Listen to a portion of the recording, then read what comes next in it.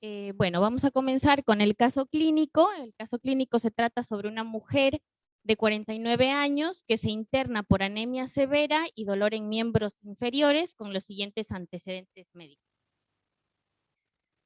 Tiene una hipertensión arterial diagnosticada hace 8 años sin controles posteriores. También tiene una diabetes mellitus tipo 2, no insulino requiriente, también sin controles posteriores.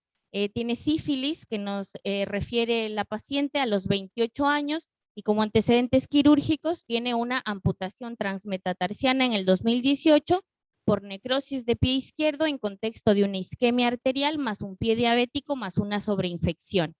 Dentro de los antecedentes gineco-obstétricos tenemos que la paciente tuvo gestas por 4 ocasiones, de las cuales 4 fueron cesáreas. No nos reportan ningún aborto ni ningún parto normal. Dentro de los antecedentes reumatológicos, tenemos a una paciente con artritis reumatoidea diagnosticada hace aproximadamente 12 años, doble seropositiva, erosiva, no nodular, sin seguimiento, en tratamiento con metotrexato y corticoides, con seguimiento irregular y abandono del tratamiento en el 2020 por una metrorragia. El último DAS 28 que tenemos por BCG de la paciente es de la internación previa del 2018 de 2.9, y la medicación habitual con la que se ingresó la paciente fue metformina de 500 miligramos día, enalapril 10 miligramos día, omeprazol 20 miligramos día, la meprednisona 10 miligramos día que la tomaba de manera irregular, y el diclofenaco 150 miligramos por el dolor en miembros inferiores. La fecha de ingreso a clínica médica fue el día 10/03 del 2022, con el motivo de internación fue el dolor en miembro inferior izquierdo más una anemia severa. Entró con una hemoglobina de 3.5 con un hematocrito en 15%, sin evidencia de hemólisis, que requirió transfusiones de 4 unidades de glóbulos rojos, evolucionando a una hemoglobina de 8.5 con un hematocrito de 31.7.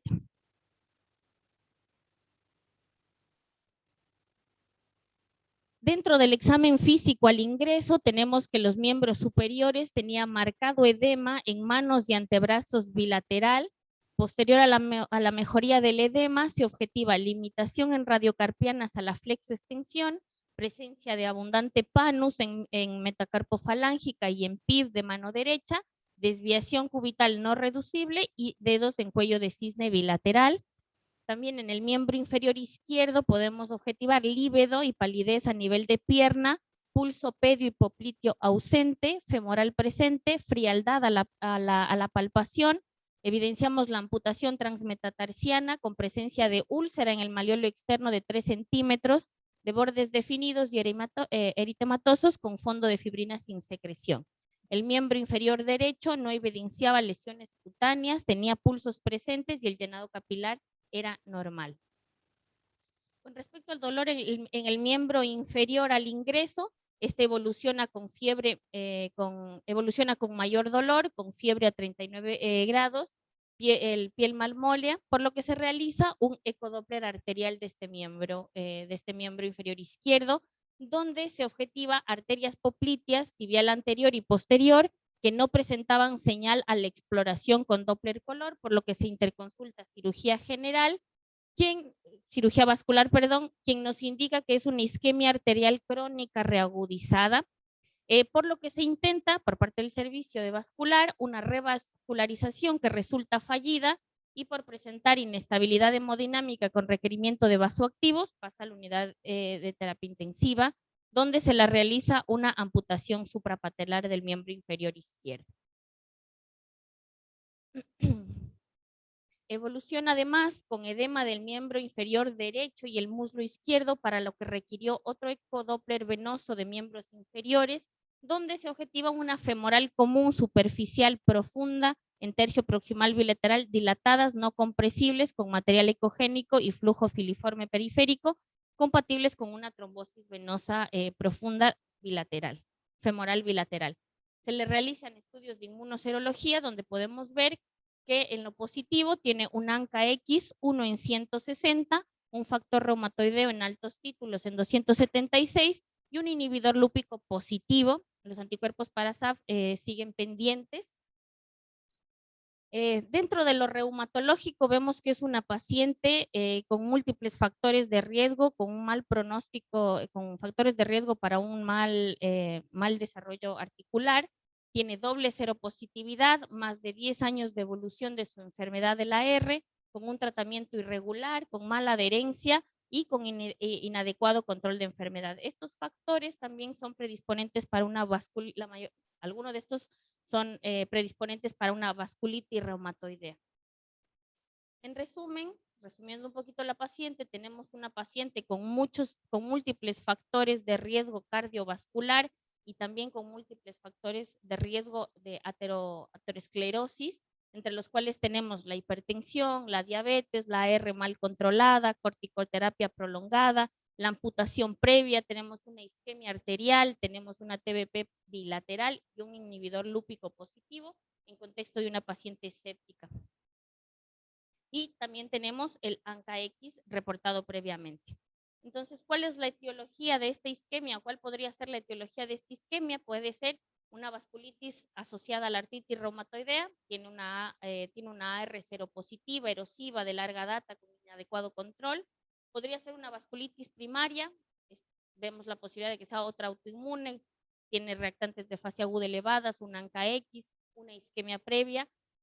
Podría tener un SAF asociado, en contexto de este inhibidor lúpico positivo y otras trombosis en el transcurso de la internación, y también podría tener una aterosclerosis porque tiene múltiples factores cardiovasculares, una R mal controlada con corticoides y una amputación previa. Eso con respecto a la paciente en un contexto un poquito generalizado. Bueno, esta entonces es la presentación del caso clínico. Yo le voy a agregar algún dato que nos ha sucedido en terapia intensiva, donde los médicos terapistas nos planteaban y nos planteábamos también todos estos diagnósticos diferenciales, y la requisitoria de terapia era saber si, además de haber hecho un tratamiento quirúrgico, y además de la paciente tener factores de riesgo cardiovasculares, algunos de ellos muy significativos, como ser una paciente con diabetes, con corticoterapia prolongada, ¿sí? Deberíamos instaurar algún tratamiento inmunosupresor ante la posibilidad de que la paciente padezca una vasculitis, sea una vasculitis asociada a artritis reumatoidea o una vasculitis de otra índole, una vasculitis ANCA asociada. Porque, como bien lo dijo Lorena, tenemos la positividad y en 2 ocasiones de un ANCA positivo a títulos significativos.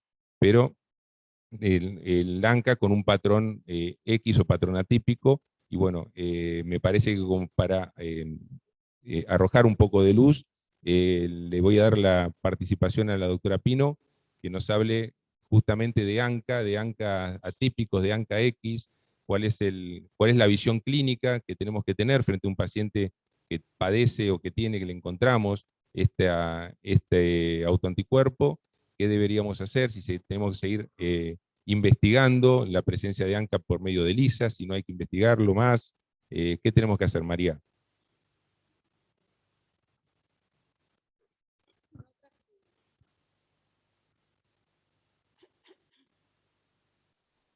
Bueno, buenos días a todos. A ver, ay, cierto. Duermo con el gato. Adentro de casa, Francisco me dice, ¿qué haces con el barbijo? Bueno, chiquis, ANCA atípico. ANCA atípico no es ANCA. ANCA, desde un punto de vista diagnóstico, lo que tiene valor diagnóstico es el ANCA-P y el ANCA-C. El ANCA atípico no. El ANCA-P, este paciente tiene FAN negativo. Para estudiar ANCA es muy importante saber si tiene FAN positivo o FAN negativo. ¿Por qué? Porque cuando nosotros estudiamos ANCA en neutrófilos humanos fijados en etanol, ahí también hay antígenos nucleares. ¿Qué quiere decir? Que si el paciente tiene FAN positivo, también puede darme en el núcleo del neutrófilo positivo por el FAN y no por el ANCA. Entonces, ¿qué hacemos nosotros en el contexto de un paciente con FAN positivo y que le piden ANCA porífico? Particularmente los pacientes que tienen títulos altos y particularmente de imagen homogénea, interfiere mucho cuando uno hace ANCA porífico en etanol. Uno ve la misma imagen que genera un ANCA-P. Entonces, ¿qué hacemos? Usamos otro sustrato, neutrófilos fijados en formalina. ¿Sí? Cuando se fijan en formalina, los antígenos nucleares se eliminan. Entonces, eso que me da positivo en etanol, si es ANCA, me va a dar positivo en formol. Si es FAN, me va a dar negativo en formol. ¿Está? Una manera de cerciorarme si eso que yo veo en etanol es o no ANCA. En el año 2018 se hizo un consenso argentino de ANCA, en un congreso, acá en Buenos Aires, y llegamos a consenso todos los bioquímicos de informar el ANCA atípico como A-ANCA, atípico ANCA, ¿sí? ¿De dónde surge el ANCA atípico? El ANCA atípico no es ANCA P ni C, no es ni C ni P. Es una imagen que uno ve en los neutrófilos en etanol que no es ni P ni C. En el caso del C, cuando yo tengo un ANCA C positivo en etanol, la imagen que veo es una imagen en el citoplasma, pero con mayor intensidad entre los lóbulos de los neutrófilos. Eso es característico de un ANCA C. Si yo no veo eso, en cambio veo toda una imagen moteada en todo el núcleo del neutrófilo, eso es un ANCA atípico. ¿Sí? O sea que ahí están reaccionando los anticuerpos del paciente con antígenos que no son los que nos interesan a nosotros, que sería el PR3. ¿Eh? En el caso del ANCA-P, se complica un poco más, porque ahí sí afecta mucho el FAN. ¿Por qué? Porque es una imagen tipo P la que da cuando el FAN está positivo, y puede ser ANCA, o puede ser FAN, o puede ser ANCA. Bien. ¿Qué pasa? ¿Cómo sería un ANCA atípico en el caso del P? Yo tengo al paciente que tiene FAN negativo, o sea que a mí lo que yo veo no es el FAN, pero yo estoy viendo algo ahí. ¿Qué quiere decir? Que yo algo veo tipo P en etanol, pero yo te lo tengo que confirmar en formol. ¿Y qué pasa en este paciente? Da negativo el formol. Da negativo el formol. ¿Está? Entonces, tiene en etanol positivo una imagen semejante al P que yo lo tengo que confirmar en formol. En formol me da negativo. Entonces, ¿qué quiere decir? Que este paciente tiene un ANCA atípico. No es ANCA dirigido a los antígenos que a mí me interesan, que son los de los gránulos azurófilos de los neutrófilos. ¿Entiende? O sea, el paciente tiene anticuerpos que reconocen en el núcleo de neutrófilos antígenos que no son ANCA. Por eso es ANCA atípico. Y por eso es que no tiene una asociación clínica. Entonces, ¿a qué conclusión se llegó en el Congreso del 2010, en el consenso argentino del 2018? Se llegó a la conclusión de que se va a informar ANCA atípico, ya sea C o P, como ANCA atípico directamente. O sea, por eso en este caso nosotros no sabemos si es que le da un atípico tipo P o le da un atípico tipo C. Es atípico. ¿Tá? Por otro lado, se llegó a la conclusión de algo muy importante, que es que no se va a titular, como acá, que se tituló. Se va a poner directamente cruces. ¿Por qué hacemos esto? Y porque el título no va a cambiar demasiado la evolución clínica y es muy caro hacer ANCA. Fíjense todo lo que hay que hacer para decir si tiene un ANCA.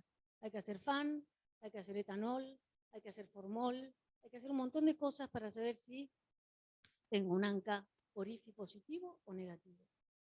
Por otro lado, en los pacientes que tienen FAN positivo alto y que interfiere en la imagen, directamente se va a informar que interfiere el FAN y no se puede informar el ANCA por inmunofluorescencia indirecta, y frente a sospecha clínica importante hacer directamente las ELISAs PR3 y MPO. ¿Se entiende? Porque la verdad que es muy dificultoso poder saber esta cosa del etanol y el formol. Así contándolo es fácil, pero en la práctica no lo es. Entonces, frente a un paciente con un FAN muy alto, que no es el caso de este paciente, un FAN muy alto y que afecte cuando uno ve en los neutrófilos por etanol la presencia de este FAN y uno no lo pueda definir en la ANCA-formol, directamente se va a informar que ese paciente no se puede informar el ANCA por inmunofluorescencia indirecta. Bien, entonces cerrando, lo que me interesa acá es que en este paciente tenemos FAN negativo, no interfiere en la determinación de ANCA por IFI. El FAN negativo, importante, sacamos algo del medio, pero tiene una imagen que no es ni C ni P. Por lo tanto, no tiene una asociación clínica.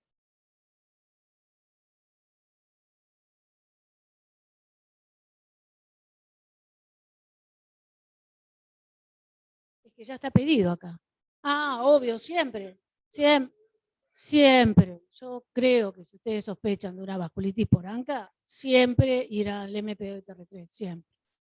Siempre. El ANCA se define muchas veces, pero la verdad que no es fácil hacer ANCA por inmunofluorescencia indirecta. Así que si la sospecha clínica es fuerte, anda directo a los ELISAs. Para mí, me parece mucho más práctico.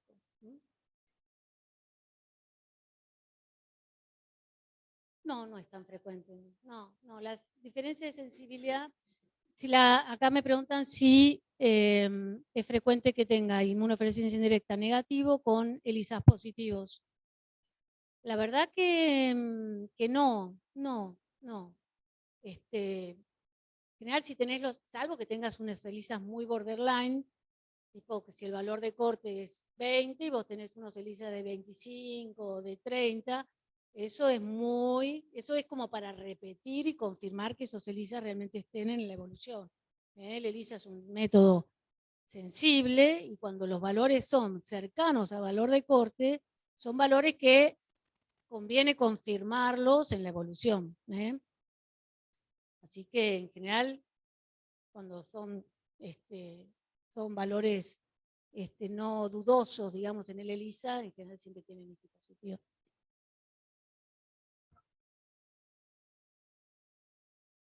Siempre, sí, en el Crohn principalmente.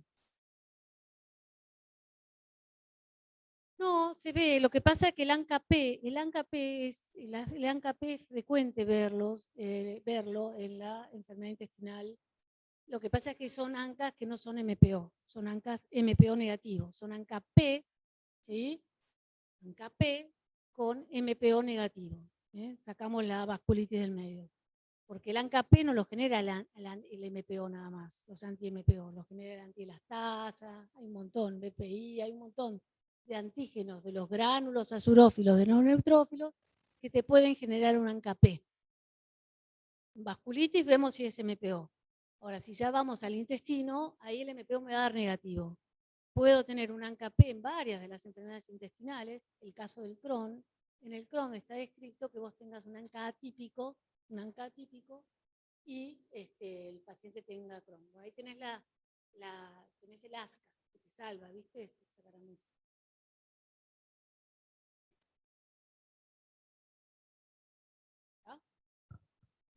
Bueno, gracias María. No sé si hay alguna otra pregunta para la doctora Pino. Alguien quienes están conectados, si quieren hacer alguna pregunta, también lo pueden hacer. Y bueno, si no, avanzamos. Igual las preguntas se pueden hacer en cualquier momento. Bien, entonces tenemos de alguna manera resuelta esta cuestión del ANCA que tenía esta paciente. Y ahora nos queda la duda desde el punto de vista reumatológico, si esta paciente podía tener una vasculitis asociada a su artritis reumatoidea o si tiene algún elemento de alguna coagulopatía adquirida, porque también presentaba un inhibidor lúpico positivo. Así que bueno, si alguien quiere hablar sobre el tema, decir algo sobre qué le parece, si puede tener una vasculitis asociada a artritis reumatoidea, porque sí o porque no, y si alguien quiere hablar sobre la posibilidad de SAF en esta paciente.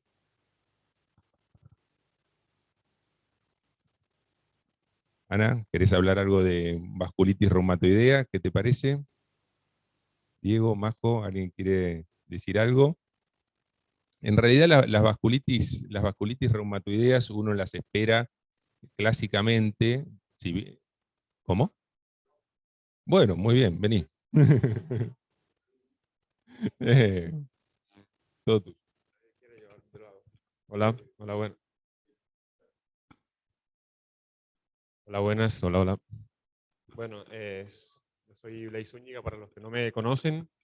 En principio tenemos una paciente que tenía una R de larga data, pero nosotros ahí vemos que en 2018, a pesar de que tenía un seguimiento muy irregular, era una paciente que tenía un DAS28 muy bajo. No sabemos cómo estaba en ese momento el tema del compromiso articular y cómo era su eritrosedimentación, que básicamente es lo que más te va a aumentar el valor del DAS28, pero en principio era una paciente que estaba en remisión, entonces podríamos decir, y además estaba con dosis muy bajas de medicamentos inmunomoduladores, y podríamos llegar a decir que es una paciente que en principio no tenía, a pesar de que tiene una enfermedad de larga data, no tiene una enfermedad con mucho compromiso sistémico.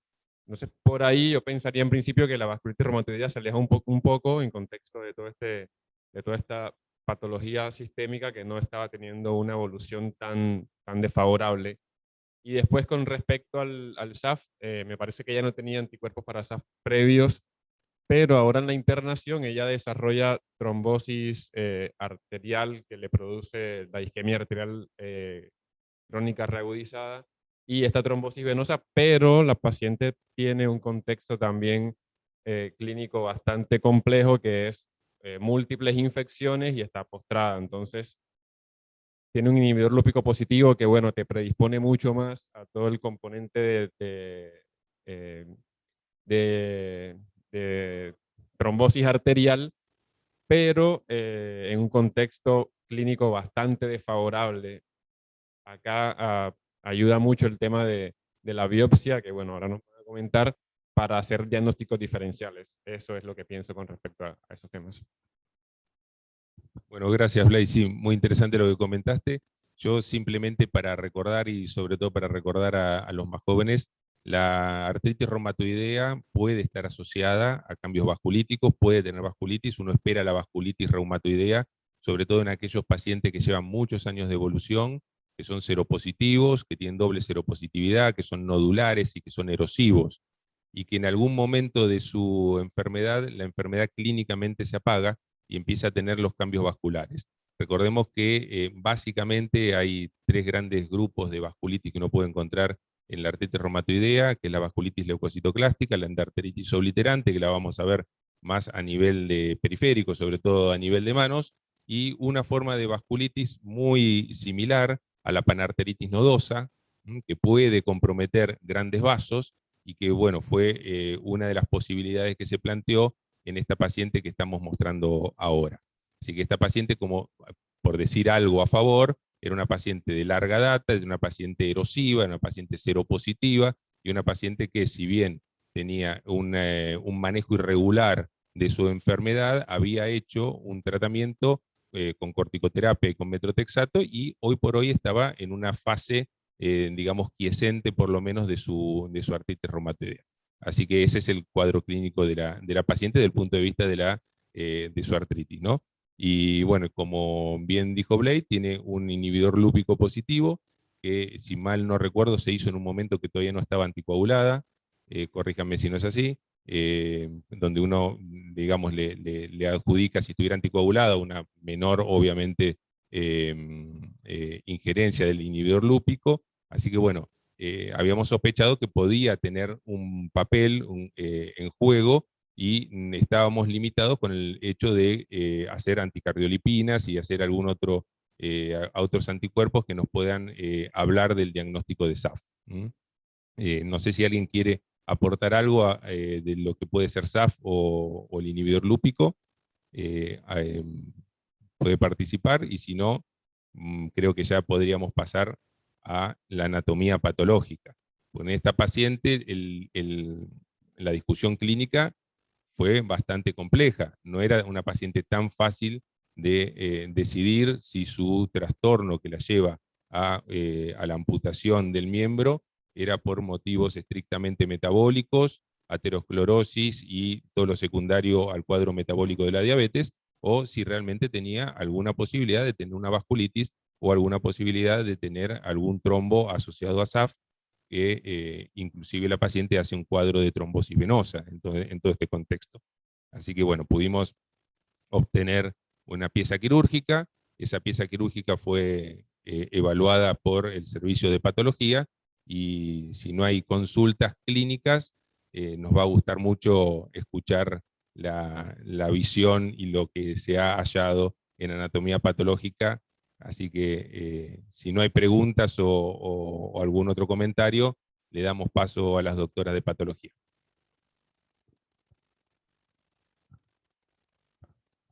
Bueno, me presento, mi nombre es Macarena, soy residente de segundo año del servicio de patología y voy a mostrar primero las imágenes de la histología de lo que nosotros recibimos, que fue una resección parcial de arteria femoral poplitea. Ahí.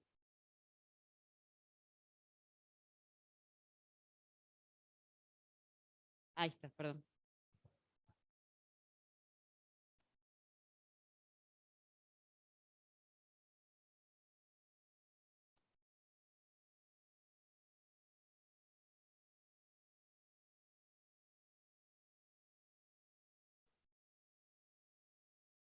Vemos a bajo aumento la pared arterial, que a este aumento no vemos ninguna alteración.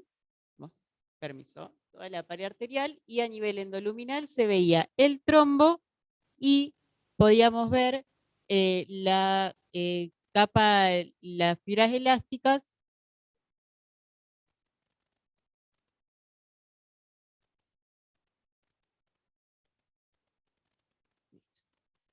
Ahí está. Que estaba disecada por todo este material fibrinoleucocitario. Igual ahora en otra imagen lo vamos a ver mejor con técnicas para ver fibras elásticas, se aprecia mejor esa imagen. Sí.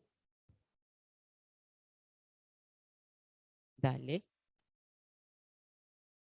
Si aprieto con el mouse pasan, pero para pasar.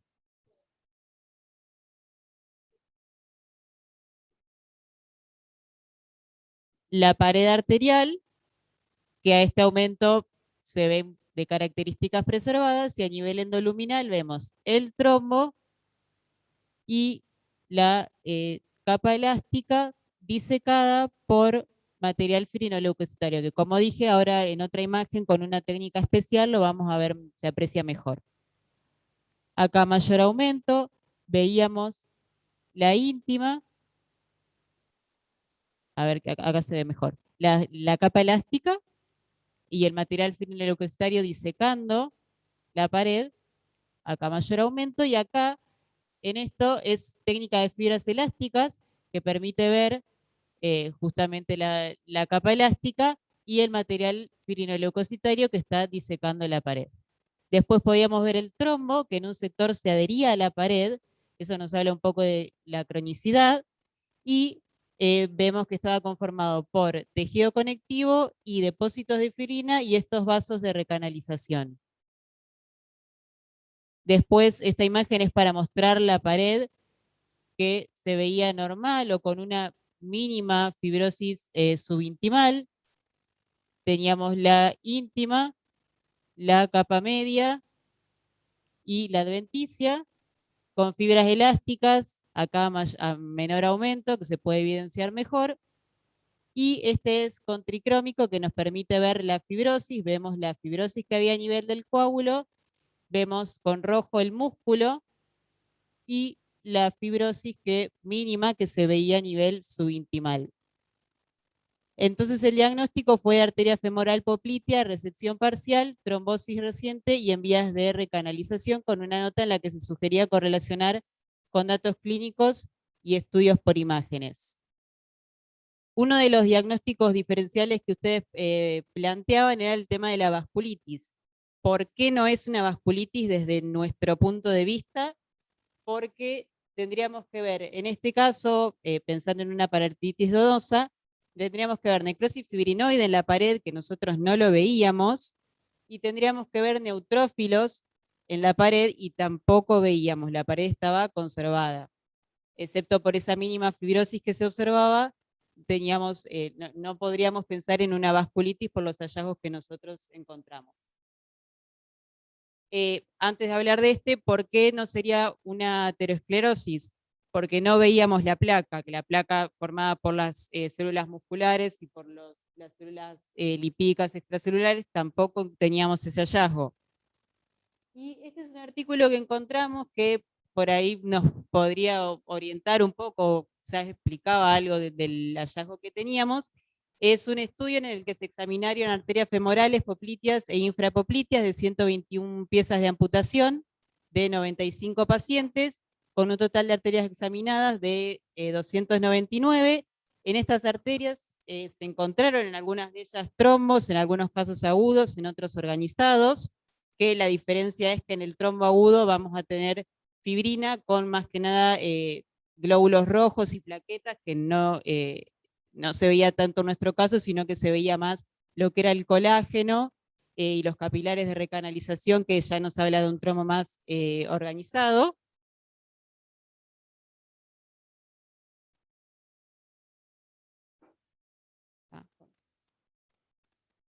Y lo que vieron en el estudio fue que más del 70%, perdón, una parte de los casos que se habían estudiado tenían más del 70% de estenosis luminal.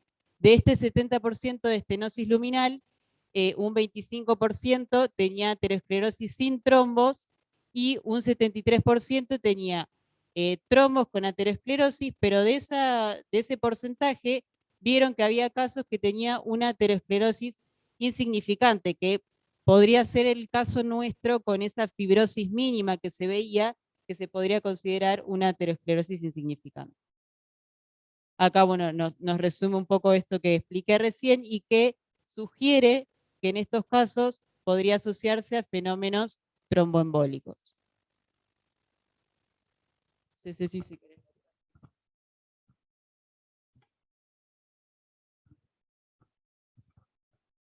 Bueno, cuando recibimos esta biopsia, claramente no contábamos con todos los datos, porque la paciente se fue estudiando en un periodo de tiempo posterior, pero el diagnóstico nuestro fue más que nada descriptivo, morfológico, y lo que podíamos ver era ese trombo antiguo con un sector de fibrina como sector, como una trombosis reciente asociada, como si se hubiese agregado, sobreagregado algo agudo, que es lo que le da la clínica también a la paciente. Eso es lo que podíamos correlacionar entre la histología y la clínica. Después, bueno, como dijo Maca, era importante decir que no tenía infiltrado inflamatorio en la pared, lo que nos alejaba de una vasculitis, y el diagnóstico diferencial sí por ahí quedaba entre un SAF, que puede manifestarse con un trombo endoluminal. En general tiene más proliferación intimal, más fibrosis de la pared, se presenta más como una microangiopatía trombótica con más daño vascular, que tampoco lo veíamos. Entonces, un poco revisando, lo que más nos parecía era que fuese una enfermedad ateroesclerótica, pero sin hallazgos significativos, asociada a una trombosis antigua, o sea, crónica, reagudizada, con lo que vimos hasta ahora. La biopsia de colon.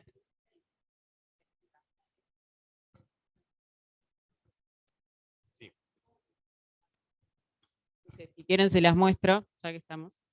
Se presentó en el Ateneo de Gastro y de hecho ahora están preguntando de clínica por el paciente.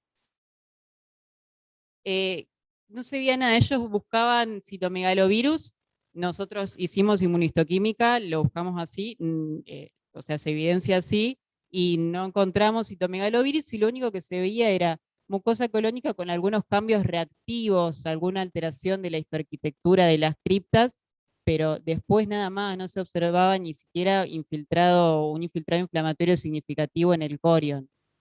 Y el diagnóstico de recto era la biopsia, perdón, y fue de cambios reactivos de la mucosa rectal y la inmunistoquímica para citomegalovirus fue negativa.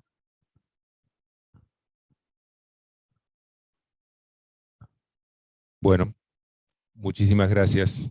Muy, muy lindo.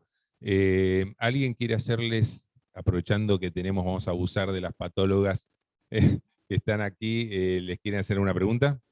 Diego. Bueno, muchísimas gracias ante todo por la presentación, muy claro, y la verdad que las imágenes, es buenísimo ver las imágenes, es buenísimo poder ver las imágenes histopatológicas de los pacientes que tratamos a diario. Una consulta que nos había llamado la atención es que en algunas de las vasculitis, sobre todo de grandes vasos, a veces uno no llega a ver un infiltrado leucocitario en la pared y a veces se ve disrupción de la elástica interna como un signo indirecto, por decirlo de alguna forma, sobre todo en arteritis de células gigantes y demás. Acá tenían un infiltrado o tenían ese material fibrino leucocitario que mencionaban y había disrupción de la media, y está buenísimo por ahí que nos cuenten que lo que nos dijeron, que no es un hallazgo específico de vasculitis y que quizás cualquier proceso inflamatorio de la pared en sí podría generar esa alteración. ¿Eso es así? ¿Eso cualquier proceso inflamatorio podría generarlo? Sí, en general se puede ver, un dato importante que no mencioné, que obviamente lo saben, es que es importante tener en cuenta el tratamiento, que si la paciente estaba recibiendo un tratamiento con corticoides, que eso puede borrar el infiltrado inflamatorio, disminuye el infiltrado linfocitario. Entonces es importante tener en cuenta cuándo se hace una biopsia en una paciente con una sospecha de algo inmunológico o vasculítico. Y por otro lado, también en qué momento de la evolución se hace la biopsia, porque hay estadios que por ahí son más agudos con la vasculitis leucocitoclásica, la necrosis fibrinoide, y otros estadios que son más crónicos, ya con un infiltrado inflamatorio crónico y fibrosis. Entonces eso también es importante. En este caso, la verdad es que en general las vasculitis de los grandes vasos se asocian a infiltrado inflamatorio en la mayoría. Acá lo que se observaba como material fibrino leucocitario es en realidad lo que conforma el trombo. El trombo normalmente está constituido por fibrina, material hemático, hematíes, las plaquetas, digamos, y algunos neutrófilos, pero no es gran parte de un fenómeno inflamatorio.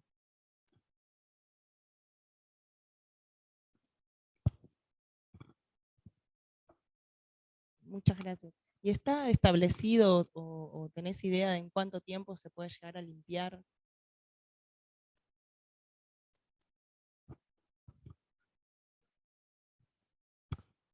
La verdad es que no sé un tiempo establecido, pero he visto casos, por ejemplo, yo hago patología hemolinfoide de linfomas por ahí que se los trata y le hacen la biopsia a la semana y ya no tiene lesión y tiene un infiltrado histiocytario muy importante que ha borrado completamente la patología neoplásica. Sí, sí, tuvimos un caso en el hospital de una linfoblástica que le dieron corticoides y la biopsiaron a la semana y no tenía lesión.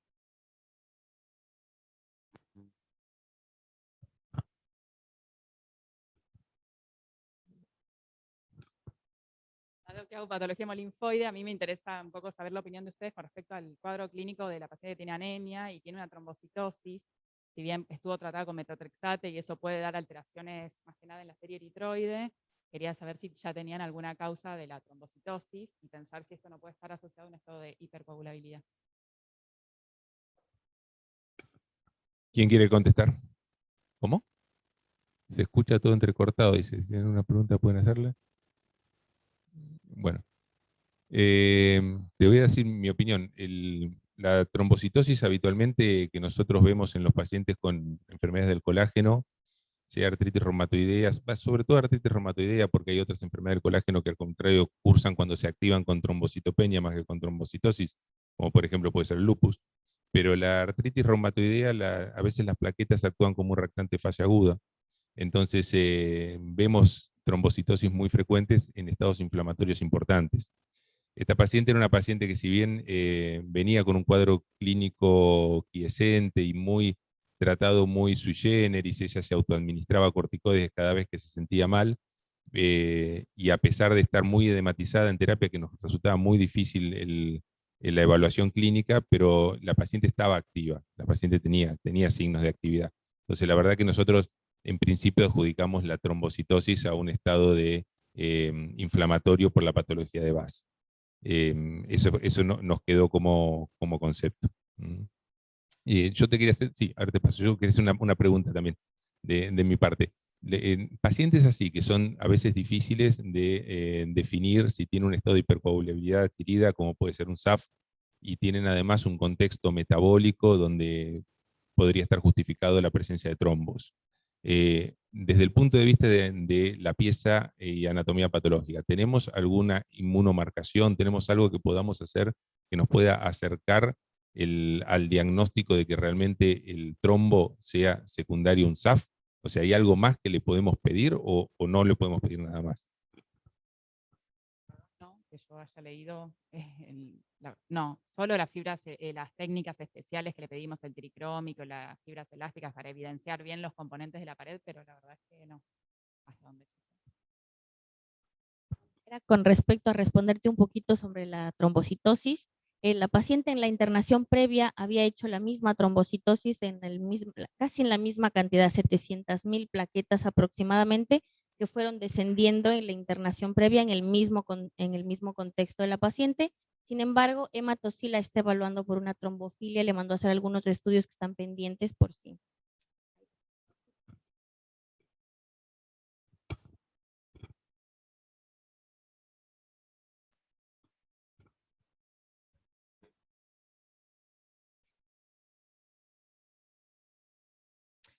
Claro, en ese contexto, bueno, la paciente intercurrió con múltiples infecciones durante la UTI, sin embargo, por la buena evolución que tuvo, sobre todo a nivel respiratoria, la pasaron ya a clínica médica, intercurrió con varios cuadros de dolor abdominal que realmente descartaron una perforación intestinal por este cuadro que tenía del estrongiloides, pero debido a que la paciente tenía muchas intercurrencias infectológicas, nosotros decidimos realmente no colocar tratamiento inmunosupresor, por lo menos hasta que supere todas las infecciones que tenía, que en realidad era eso el cuadro principal de la paciente.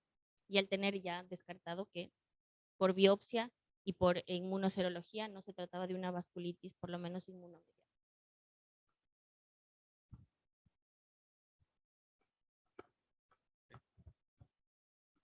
Bueno, no sé si hay alguna pregunta. Si no hay ninguna pregunta, ya sea tanto para la parte de patología como para la parte de reumatología, no me queda más que agradecerles la presencia, la exposición, que la verdad fue muy ilustrativa. Ojalá que podamos seguir trabajando en conjunto y con casos difíciles reunirnos, porque ya les vuelvo a decir, a nosotros nos falta completamente esta visión anatomopatológica de las cuestiones clínicas que nosotros vemos. Entonces, una cosa es leer un informe y otra cosa es verlo así, que te ayuda muchísimo en comprender al paciente. Así que les quiero agradecer mucho haber estado acá, y gracias a todos por la participación, y a quienes están conectados por tomarse el tiempo y participar también de este que es el primer Ateneo Anatomoclínico, y bueno, y ojalá que se siga dando. Y te paso el micrófono. Sí. Con este tema, pero es relacionado a su servicio, que es que, como ya sabrán, empezamos a usar el Sport Focus en las glándulas salivales para el Sjögren. Hoy Juan, que es un residente de primer año, hizo un Ateneo para nosotros, la verdad que estuvo muy bueno para empezar a ver de manera práctica cómo utilizarlo, así que les ofrecemos, si ustedes quieren, por ahí presentarlo acá y presentar algún caso para ver nada, y también darle las recomendaciones a ustedes de que en general las biopsias deben ser más grandes, por lo menos tienen que tener 8 milímetros para que se hable con los cirujanos y uno lo pueda, digamos, ya que lo empezamos a usar, que las muestras sean representativas. Ah, pensé que... Claro, porque en la clasificación anterior, la de Chico Mason que estábamos, se requería un campo de 4 milímetros cuadrados. Y la nueva, el Sport Focus, requiere 8 milímetros cuadrados de la superficie total de la glándula. Entonces, por ahí eso es importante tener eso bien claro, porque si no, por ahí hacen la biopsia y por más de que uno haga el esfuerzo de hacer el score, va a ser por ahí no evaluable o no representativo. Así que bueno, cuando ustedes quieran, podemos poner una fecha y lo presentamos. Solo el focus, no sé. Como ustedes, eso podríamos acordar, lo que ustedes quieran.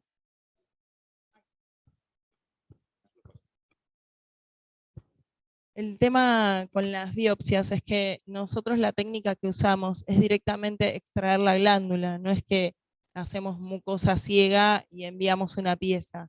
Y a veces justamente estos pacientes podrían llegar a veces es difícil porque la glándula está atrófica, entonces son muy pequeñas. Claro. Nosotros siempre intentamos mandar la glándula de mayor tamaño.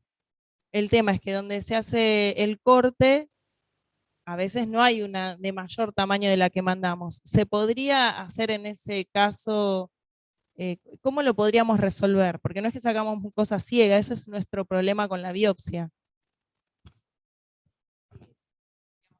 Hacer el intento de informar los dos scores, si les parece, en el caso de que la muestra nos cumpla con todos los criterios de Score Focus, informar también el de Chick-Holland Mason. Y después también además nos sirve como una cosa de comparación de los dos, para algún trabajo, para algo, se me ocurre que podemos comparar los dos métodos. Perdón, si podemos informar los dos, nos va a ayudar para cotejar. Y el otro caso que nunca vimos informados los centros germinales. Capaz también poder observarlos, porque yo hago las biopsias desde el 2006 y nunca informaron no creo que no haya, sino capaz tratar, ya que vamos a hacer una revisión, así queda completo. Gracias. Bueno, muy bien. Para eso sirven los Ateneos, para el futuro también. Así que seguramente si nos vamos a poner de acuerdo y hacemos una próxima presentación conjunta relacionado a este tema y nos ponemos a trabajar. Me parece bien. Bueno, muchísimas gracias por venir. Gracias a todos por participar.